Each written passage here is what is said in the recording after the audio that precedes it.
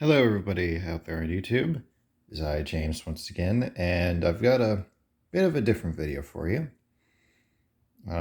As of recently, I haven't really been doing any toy train restoration projects, or at least not a lot that would be noteworthy at the moment. So, you know, one of the things that I've had lying around for a really long time, and it's one of my prized possessions in terms of model railroad stuff, is this original Lionel 203. Now, this I did not buy this. This was bought for me by my good friend, Texas Trainmaster 2248. And it's kind of just been sitting around for a long time. I did use it quite a bit back in 2019 and 2020, but I think it's about time that I did something with it again. Now, as you can see, it's got green domes, a red cab, and a green-sided tender, and these custom decals. As you see, there's the side number plate right there that reads 203. And then here's the tender decal. Looks the exact same on the other side. That was done by a good friend of mine, Taylor Kennedy. Still makes amazing decals with me. He's got the photo software for all that sort of stuff. It's Photoshop.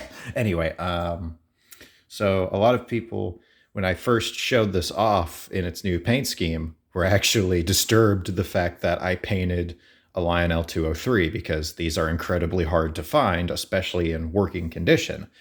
And considering that my friend purchased this for $119.02, I believe, but the 2 cents wasn't counted. It was a discount, so there's that. That was an amazing steal for this because just parts bins of these engines go for at least 500 to 600, if not 300 to 400 at least. And I decided that I would paint it back into its original form. And when we got this, it didn't actually have the Lion. It did have Lionel lines on the side, but it was the rubber stamp and it was incredibly faded. You could hardly ever see it. But I do have decals for that. I'm also going to polish this box back up. As you can see right here, this is the actual box right here. I believe these are either brass or nickel plated. This one, this one unfortunately has started to corrode, which is not very good. So I've got to figure out how to take it off properly and get that nice and shiny again. And right up here, got the coal load. It's metal, nothing really there. And the roof right here, you can kind of see it. There's a bit of a crease mark here, and that is because the roof was dented and bent inward, and well, I tried bending it back out only for it to straight up break off. Because, you know, it's die cast metal. It's not exactly flexible. You can kind of see the bend right there. It's kind of hard to see, but there it is. I think underneath, if I unhook the tender, we'll actually be able to see the crack in there. There it is. That's held on with some epoxy right there. But it worked after I basically had to take a very small ball peen hammer and smack around there. And then I finally glued it back in, trying to get it as straight as possible. The black that is currently on it is the original black paint.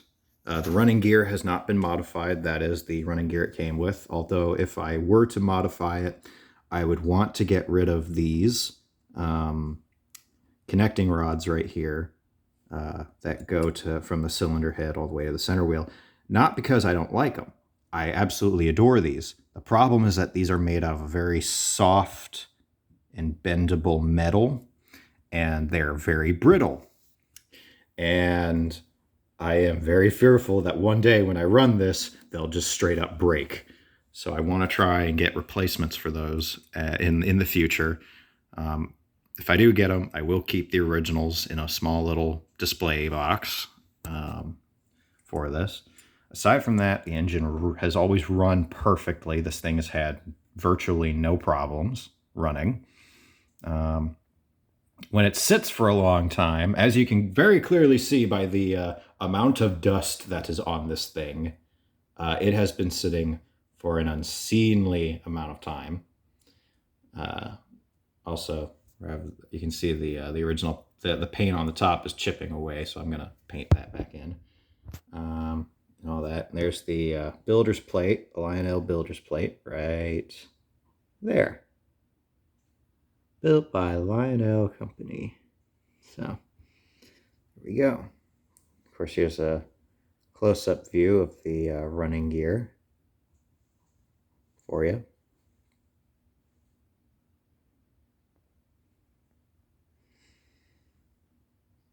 And of course, we're going to scooch on over to the tender, right over here. Ooh, there we go.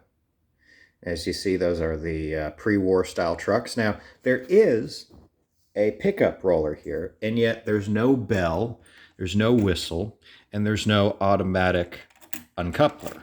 Oh yeah, there's the box coupler for it, and everything. And there's no light in it, obviously, and there's the backlight for it, which is actually, I really like this design. I wish Lionel would use this more often than the plastic ones that we've got now that have that massive lip on the top, which just looks really awkward. Yeah. Oh yeah, there you go. You can see inside. Yes, there's a ginormous glob of epoxy right there. That's to hold this little guy in place. I did not add that in. That was added in by the previous owner. It was sold as a set, but we didn't want the cars. So, yeah. Of course, let me put that back together. But yeah, now, I know everyone's going to say, well, are you going to use original paint or are you going to use modern paint? What are you going to use? What do you use for something like this? Well, it's fairly simple. This is some Testors black enamel paint. Not gloss, but just black enamel. There's a difference between gloss and just gloss enamel paint, which I'm not going to get into the semantics of that, but that is basically what the boiler body is. That's what these are supposed to all be, that and that. And of course, I'm going to use some rubbing alcohol to get these decals off, because that's what they were, what is it? They were clear coated in an alcohol solution. So using alcohol on top of that will just make them come right off, because they're basically printed paper. They're stuck on, then they're coated on the top. That's my secret for my decals and how I get them to look so nice. Just by doing that. So yeah.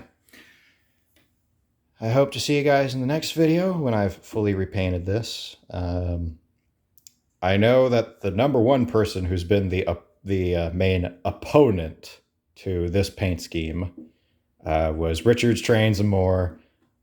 He's a very good YouTube friend of mine, has made many amazing custom locomotives. But yeah, Richard, I guess I'll be finally taking your advice on repainting my original 203. He has made his own 203 out of some spare parts and a 1615 shunter shell, which I think is absolutely amazing. You should go take a look at that video. So yeah, hope to see you guys in the next one.